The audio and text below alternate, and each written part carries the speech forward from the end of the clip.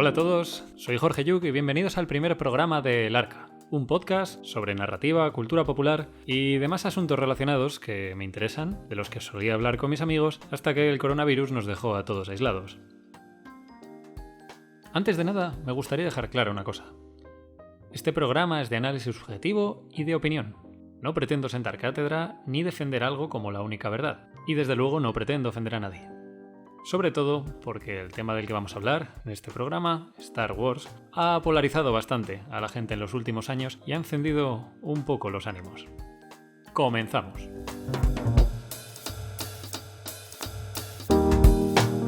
Bien, para el que haya leído el título del programa o haya visto la miniatura, sabrá que se llama ¿Por qué tengo un problema con Star Wars? Y entiendo que mucha gente pensará que tendrá algo que ver con la última trilogía, que, como ya he dicho en la introducción, ha resultado bastante polarizante y ha enfrentado a los fans, tanto los antiguos como los nuevos, y ha creado un clima de cierta crispación dentro de la comunidad de aficionados a Star Wars. Pues bien, siento decepcionarles, pero no, mi descontento con Star Wars no tiene nada que ver con eso, o al menos no directamente.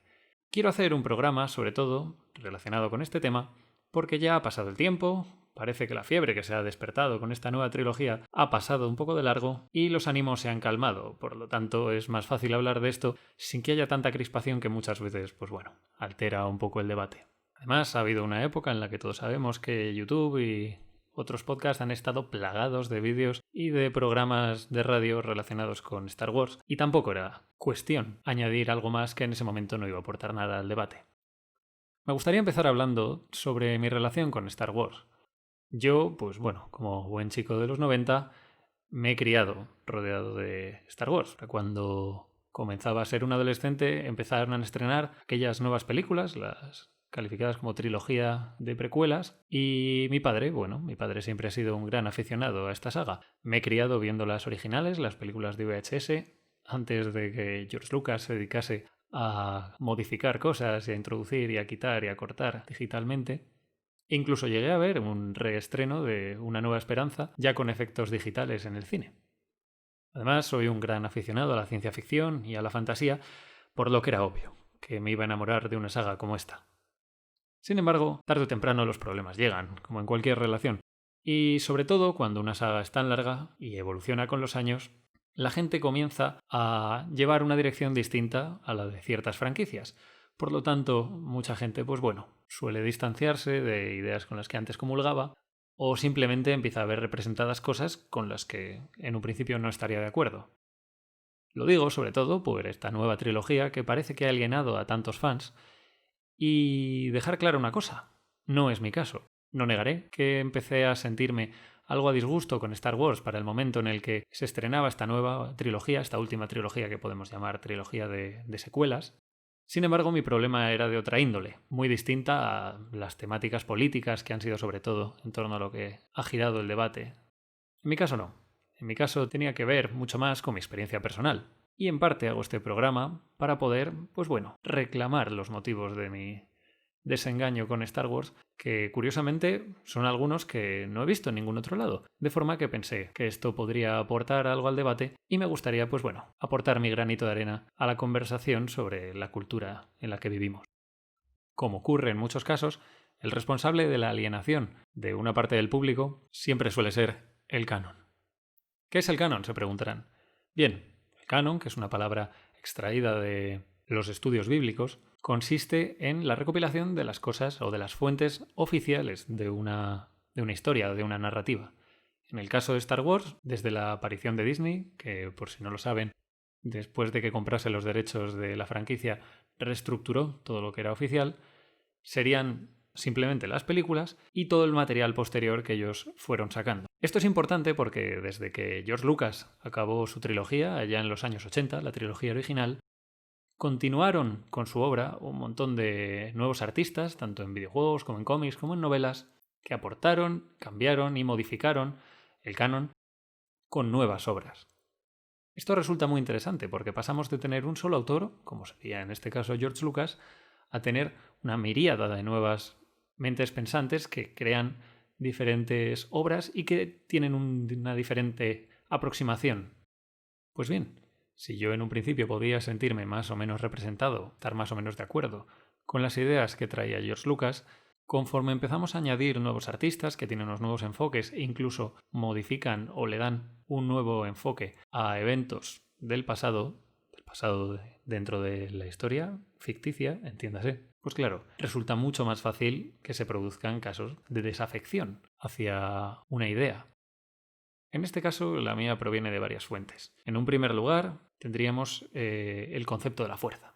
El concepto de la fuerza, que por si alguien no lo sabe, es, digamos, el elemento mágico de la saga de Star Wars, que de otra forma sería una historia de ciencia ficción normal y corriente. Representa de alguna forma una fuerza, de ahí el nombre, universal, de carácter positivo, que une a las personas y las cosas y las mantiene todas en comunión y en sintonía. Pues bien, en las películas originales el concepto de la fuerza queda, digamos, explicado de una forma muy ambigua y poco concreta. Lo único que queda claro es, bueno, se trata de una fuerza benéfica, una fuerza buena para el universo, que tiene un lado oscuro ocasionado por su mal uso.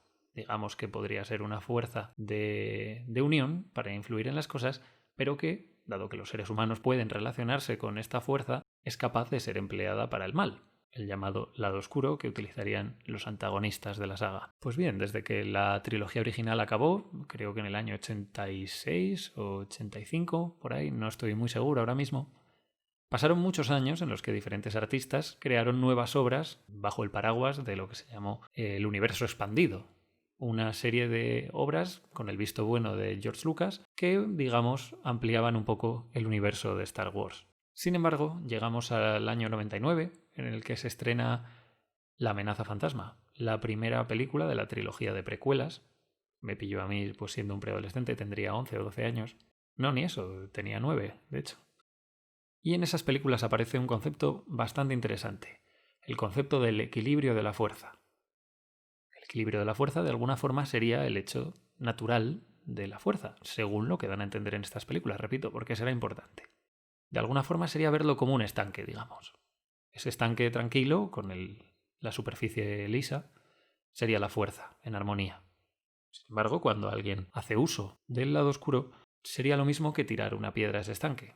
Crearía una perturbación en su superficie, pues bueno, eso sería el desequilibrio de la fuerza. El caso es que en esta trilogía de precuelas se introduce ese nuevo concepto del equilibrio de la fuerza, bajo la profecía de un elegido que debía venir y equilibrar los dos lados. Aquí nos encontramos con la primera reinterpretación de hechos pasados canónicos de la saga. El protagonista de estas historias es Darth Vader, y el que originalmente, en la saga de películas original, había sido el villano de la saga. Por lo tanto, tenemos una historia en la cual un personaje que empieza siendo heroico acaba convirtiéndose en el villano. Sin embargo, durante esta transformación, Darth Vader, digamos que acaba con la Orden Jedi, que serían los buenos de estas historias y que serían aquellas personas que utilizarían la fuerza de una forma positiva, sin alterar esa armonía. O al menos es como lo entendía yo. Dado que él era el elegido de la profecía, quien se suponía que debía traer equilibrio de la fuerza, se producen un montón de interrogantes. ¿Cómo trae el equilibrio de la fuerza a Anakin, el nombre real de Darth Vader, si lo que ha hecho ha sido aniquilar a los Jedi? Algunos lo han querido interpretar como que destruyó a los Jedi y más adelante acabaría con el emperador, el gran villano de la saga. De forma que, al eliminar tanto a los Sith, es decir, a los usuarios del lado oscuro, como a los Jedi, la fuerza quedaría en equilibrio. Y he aquí el quid de la cuestión. Hasta ese momento yo había interpretado como la historia de las precuelas era una serie de historias trágicas, en las cuales un héroe, llamado por el destino a cumplir una misión, en este caso mantener el equilibrio de la fuerza o restaurar el equilibrio de la fuerza, es corrompido por un gran villano que le lleva al lado oscuro y que consigue que no cumpla una misión para la que estaba profetizado que sería capaz de cumplir. Lo cual, en mi opinión, pues engrandecía mucho la saga y le daba un aire místico a su villano, que era capaz incluso de sobreponerse al propio destino para conseguir sus objetivos. De alguna forma eso lo convertía a Palpatine, el emperador, en alguien mucho más temible. Pues bien, digamos que en esta saga de precuelas no se entra en mucho más detalle y la historia queda un poco así. Pero unos años después se estrena un videojuego, Knights of the Old Republic 2, Caballeros de la Antigua República 2, un videojuego de Star Wars en el que uno de los guionistas, Chris Avellone, crea un personaje llamado Kreia. A pesar de que voy a hablar en contra de algunas de las cosas que trae este videojuego a la mesa, decir que es un videojuego maravilloso del estudio Obsidian, famoso por los juegos de Fallout, que además es muy famoso por sus argumentos moralmente complejos, en los que no hay ni buenos ni malos, encontramos una serie de decisiones de moral gris muy interesantes. Y son grandes juegos. De hecho, este mismo juego a mí me gusta especialmente. Knights of the Old Republic, quiero decir. Sin embargo, mi problema comienza con este juego. Este personaje, Kreia, expone una nueva teoría y una nueva forma de ver la fuerza como dos extremos, que en el momento pues ya era una interpretación de la fuerza bastante popular. Digamos que los Jedi estarían en uno, los Sith, los usuarios del lado oscuro, estarían en el otro, y el equilibrio de la fuerza consistiría en estar en el medio. Por lo tanto, ni Sith ni Jedi eran elementos que le hiciesen ningún bien a la fuerza, porque alteraban su equilibrio. Claro, esto para mí, que había entendido desde el principio a los Jedi como los buenos de la historia, era un shock. De pronto se les ponía en tela de juicio, y para mí, temáticamente, resultaba algo chirriante, ya que, pues bueno, siento entrar en el spoiler, pero en las precuelas se produce una matanza de Jedi en la que incluye a niños. Me resultaba muy difícil pensar que esas personas que estaban sufriendo en pantalla un destino semejante, sus muertes no debían ser tan trágicas, ya que con ellas se estaba contribuyendo al equilibrio de la fuerza. Algo que para mí no tenía ningún sentido. Claro, de pronto toda esa interpretación que yo hacía sobre el villano imponiéndose al destino quedaba obsoleta, y de alguna forma no pude evitar sentirme algo decepcionado con la saga. No podemos negar, sin embargo, que esa interpretación de la fuerza como dos extremos tenía bastante que ver pues con algunas de las inspiraciones que George Lucas había tenido en el principio, como podía ser la filosofía Tao, aquella del yin y el yang, en la que existe luz y oscuridad, en toda luz hay algo de oscuridad, en toda oscuridad hay algo de luz, y el objetivo es alcanzar el equilibrio. Sin embargo, esto atentaba un poco también contra mis creencias más profundas. De alguna forma, yo como católico, le había cogido cierto cariño especial a los Jedi, ya que puede sonar algo ridículo, pero es cierto que los identificaba con los sacerdotes de mi propia religión. Ambos tienen muchos puntos en común. Por ejemplo, el celibato. De hecho, en este punto, sé de primera mano que algunos amigos sacerdotes míos, también grandes fans de Star Wars, se han sentido en los últimos años algo alienados con la saga debido a este tipo de cosas. Ellos mismos también veían su profesión con unos ojos parecidos a los que veían a los Jedi. Y conforme la imagen de los Jedi empezaba a estar un poco degradada dentro de la propia saga, ellos comenzaban por lo tanto a distanciarse de esta ficción. Por otro lado, tenemos además el estoicismo. El estoicismo, para el que no lo sepa, es una filosofía de origen griego creada por Zenón de Citio en el siglo IV a.C., que, entre otras muchas cosas que ahora no nos vamos a poner a explicar, proclama y defiende el control de las emociones y la templanza ante los imprevistos de la vida. Es, por ejemplo, digamos, la filosofía que podríamos ver en los Jedi, una filosofía de calma, de no intervención, de dejar pasar las cosas y de no reaccionar de una forma demasiado abrupta a nada de lo que ocurre a nuestro alrededor. Pues bien, yo a título personal me identifico bastante con esta filosofía, no porque sea fácil practicarla, que no lo es en absoluto, sino más bien porque considero que es una buena forma de enfocar la vida. Ya digo que anima a controlar las emociones propias, a ser resiliente ante los problemas de la vida y al trabajo silencioso y personal. Pues bien, conforme la saga evolucionaba, este matiz estoico iba desapareciendo poco a poco de los Jedi. Recuerdo un vídeo de un canal de YouTube llamado Pop Culture Detective llamado, creo recordar, El caso contra los Jedi, The Case Against the Jedi en inglés, en el que expone muy bien una crítica hacia el estoicismo representado por los Jedi. Es un gran vídeo, yo recomiendo que lo vean, aunque discrepo por completo con él. Sin embargo, muestra muy bien la perspectiva general del gran público hacia los Jedi, como el estoicismo, una filosofía desgraciadamente no tan accesible ni tan popular, de hecho, causada probablemente por lo difícil que es llevar una vida estoica, sobre todo hoy en día en un mundo tan rápido, convulso y consumista como en el que vivimos, lo cual explica muy bien por qué la saga poco a poco se aleja de ese estoicismo tan poco popular y muestra recientemente una cierta obsesión por desmitificar a los Jedi.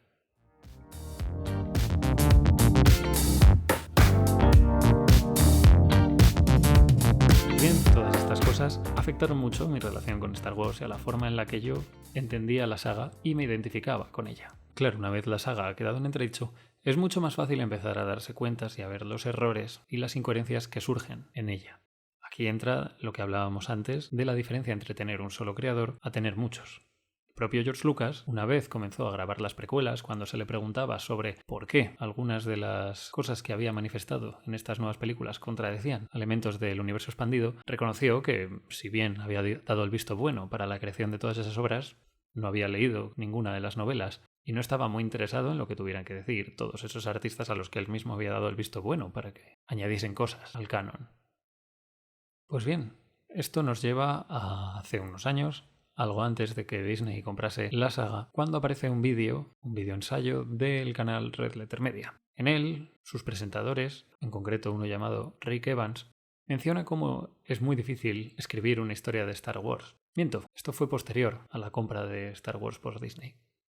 Pues bien, Rick Evans manifestaría esto diciendo que el universo se había llenado de reglas y de eventos, por lo tanto era imposible dar un paso sin entrar en una contradicción. Y mencionaba también cómo realmente el universo de Star Wars no es tan amplio como nos creemos. Y si lo pensamos es cierto, a pesar de que ocurre en una galaxia con millones de sistemas planetarios, los personajes se mueven entre unos y otros como si el tiempo no influyese, lo cual hace parecer que ocurre en un sitio más pequeño, por ejemplo en un reino medieval de fantasía, podríamos decir, con un solo gobierno y muy pocos actores realmente. Podemos encontrar a la familia Skywalker, podemos encontrar a los Sith, a los Jedi, y para de contar, como mucho podemos hablar de los Mandalorianos, una etnia de guerreros que habita en el universo de Star Wars, pero para de contar. Realmente no es un universo tan amplio como nos podemos creer. Su único elemento sobrenatural es la fuerza. Claro, aquí nos damos cuenta de que realmente es muy difícil acercar esta saga a nuevos puertos, a no ser que renuncies a contar las grandes historias y te centres a lo mejor en historias más pequeñas, como últimamente Disney ha hecho con la serie del Mandaloriano. Pequeñas historias personales, a lo mejor, en las que la diferencia entre el bien y el mal ya no es tan importante, sino que tienen un componente mucho más personal e íntimo. Eso sería un buen camino para llevar la saga. Sin embargo, Disney no estaba interesado en ello. Cuando compró los derechos de la franquicia, hizo lo que cualquier guionista haría: eliminar del canon todo el universo expandido, hoy en día conocido como Legends, para poder crear el suyo propio. Así empezó a incluir precuelas, secuelas, libros, nuevos videojuegos, etcétera, etcétera, con la intención de recontar una historia que ya había sido contada en el pasado, pero en sus propios términos. Pues bien, no voy a criticar esta decisión. Reconozco el valor artístico del universo expandido y, aunque conozco el argumento de muchas de sus obras y algunas de ellas me resultan algo interesantes, no he leído nada. Es más, solo la sinopsis de algunas de sus obras me echaba ya para atrás, porque de alguna forma reinterpretaba con una óptica que yo no terminaba de compartir algunos eventos de la trilogía original, e incluso creaba argumentos que directamente contradecían las personalidades de algunos de sus personajes. Por lo tanto, reconozco, mal que me pese, que nunca fui muy fan del universo expandido. Aunque también reconozco que sus fans, que tiene muchos, debieron sentirse muy decepcionados cuando Disney decidió echar por tierra toda una serie de libros que ellos habían aprendido a amar. Libros, videojuegos, entiéndase. Pero bien, esto me ayudó a mí a darme cuenta de que realmente el universo de Star Wars era muy limitado y requería de este tipo de movimientos, de modificación del canon, para poder seguir creciendo. Y esto es algo que de alguna forma destruye la suspensión de la incredulidad. La suspensión de la incredulidad es ese chip que tenemos en la cabeza con el cual podemos fingir que las cosas que estamos viendo podrían ser reales si aceptamos un universo con unas normas distintas. Para ello es necesario que todo sea verosímil y ocurra más o menos como ocurriría en la realidad, salvo con las reglas que una obra previamente ha tenido que establecer. Cuando uno ve las películas de Star Wars, sabe obviamente que la fuerza no existe, ni existen la mayoría de las cosas que podemos ver allí. Sabemos que son actores. Sin embargo, durante el tiempo que dura la película, nos introducimos en esa ficción y jugamos a creer que sí lo son. Cuando un universo tiene que ser reescrito y contradicho en numerosas ocasiones para poder ser disfrutado, de alguna forma se separa un poco de su audiencia. Esto es algo que Tolkien entendió bastante bien cuando creó toda la mitología detrás del Señor de los Anillos. El hecho de que no explicase un personaje como es Tom Bombadil tenía mucho que ver con introducir elementos de misterio, cosas sin explicar, dentro de su mundo, para dar la sensación de que era un mundo real, todavía con misterios que desvelar y cosas que aprender. Siempre se preocupó de que todo fuese lo más verosímil posible y de que las cosas encajasen unas con otras. De hecho, fue un poco el trabajo de su vida, la escritura del Silmarillion, que más adelante sacaría su hijo, Christopher. Esto, lamentablemente, aleja a la gente de sagas. Y en este caso es lo que ha pasado con Star Wars. No solo conmigo, sino con muchos otros fans del universo expandido que ya comenzaron a acercarse a las nuevas películas, digamos, con pinzas. Claro, entonces tenemos que la nueva trilogía que Disney en esos momentos empezaba a hacer se tenía que alejar del concepto de los Jedi y tenía que romper con todo ese universo expandido. ¿Dónde podían ir entonces? Pues bien, tenían un poco dos opciones. Replicar lo que había ocurrido en las películas originales, que es de alguna forma lo que terminaron haciendo, o una segunda vía, defendida en mi opinión por Rian Johnson, el director de Los Últimos Jedi, con la que intentes abrazar esa destrucción del canon y construir algo completamente nuevo. En este caso, con Los Últimos Jedi, Rian Johnson de alguna forma se unía a la crítica al estoicismo de los Jedi y a los errores que habían cometido en otras películas para intentar construir un nuevo universo sobre eso. Claro, ¿qué ocurre? Para ello tienes que destruir algunos de los grandes ídolos sobre los cuales se levantaba la saga, entre ellos el personaje de Luke Skywalker. En mi opinión, la idea de destruir todas las cosas para comenzar de nuevo no era mala, pero sobre todo se debía a que yo ya había creado cierta distancia entre mi identificación personal con la propia saga y estaba dispuesto, bueno, de alguna forma a ver cosas nuevas. Sin embargo, también entiendo que gran parte de ese público que no estaba en la misma situación que yo, sintiese de forma repentina y brutal ese mismo alejamiento que yo había sentido progresivamente a lo largo de los años en el momento en que vieron esa película. Además, siento decirlo, pero la película estaba más centrada en destruir cosas antiguas que en construir una nueva mitología. Por lo tanto, quedaba una historia temáticamente algo vacía. Esto nos lleva a que irremediablemente Star Wars ha tenido que ir, para poder sobrevivir, enterrando ese espíritu original de aquellas películas que dirigiría George Lucas hace ya 40 años, para poco a poco construir un universo nuevo en una dirección completamente distinta. El problema está en que toda esa gente que te ha ido siguiendo por el mismo camino se queda lentamente atrás. ¿Qué podemos esperar entonces de Star Wars? Bueno, en mi opinión, pueden hacer dos cosas, o seguir construyendo un universo nuevo, algo que creo ya imposible después de que en la última película de la nueva trilogía decidiesen intentar volver a la antigua senda para no quedar al final ni en un sitio ni en otro, o abrazar las limitaciones de su propio universo y conformarse con historias más pequeñas y personales, como por ejemplo las de The Mandalorian, que hemos visto que está siendo un gran éxito, tanto narrativo como entre los fans. A pesar de que ya no pueda considerarme un fan tan acérrimo como podía serlo antes, aún queda mucho Star Wars. Estoy seguro de que la factoría Disney no va a dar por perdido un activo tan importante. Y sin embargo, a pesar de que obviamente sigo disfrutando con las películas, no negaré que sobre todo con las más antiguas, puedo afirmar que esta saga ya no es para mí. Bueno, creo que me ha salido un ensayo un poco largo, espero no haber aburrido a nadie, simplemente tenía muchas ganas de compartir esta visión personal de Star Wars. Como dije al principio del programa, no es mi intención ofender a nadie y espero simplemente que lo entiendan, no como un fan rabioso ni entristecido por el rumbo que ha tomado Star Wars en los últimos años, sino simplemente una persona que es consciente de que, bueno, las historias avanzan y en ocasiones avanzan en una dirección que es del gusto de uno y en otras no lo hacen. Este sería mi caso, pero entiendo que no sea el de muchos de mis oyentes. Así que simplemente eso, darles las gracias a todos los que han estado al otro lado del micrófono y espero que nos podamos encontrar en el próximo programa. Un saludo y gracias.